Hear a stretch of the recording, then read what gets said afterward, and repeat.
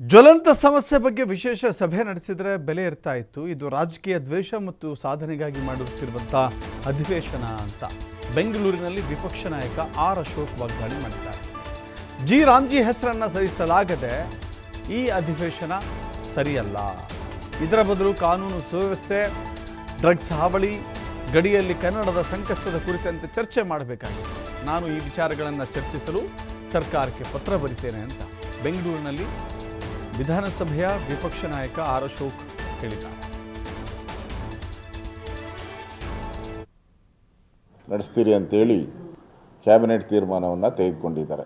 ವಿಶೇಷವಾಗಿ ರಾಮ್ಜಿ ಯೋಜನೆ ಏನಿದೆ ಅದರ ಬಗ್ಗೆ ವಿಶೇಷ ಚರ್ಚೆಗೆ ಮಾಡಬೇಕು ಅನ್ನೋ ಉದ್ದೇಶ ಇಟ್ಕೊಂಡು ದುರುದ್ದೇಶದಿಂದ ಕರೆದಿರ್ತಕ್ಕಂಥ ಅಧಿವೇಶನ ಇದು.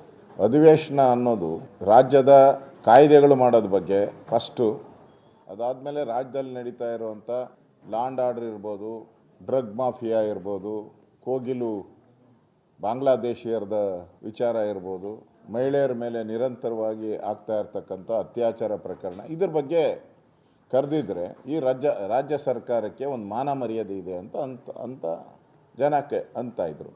ಈಗ ಇವ್ರಿಗೇನೋ ಹೆಸರು ಇಷ್ಟ ಆಗಿಲ್ಲ ಅಂತ ಹೇಳಿದ್ರೆ, ಇವ್ರ ಖಜಾನೆ ಬರಿದಾಗಿದೆ, ದುಡ್ಡು ಗ್ರ್ಯಾಂಟ್ ಕೊಡೋಕ್ಕೆ ಯೋಗ್ಯತೆ ಇಲ್ಲ ಅಂದರೆ ಅದಕ್ಕೊಂದು ಅಧಿವೇಶನ.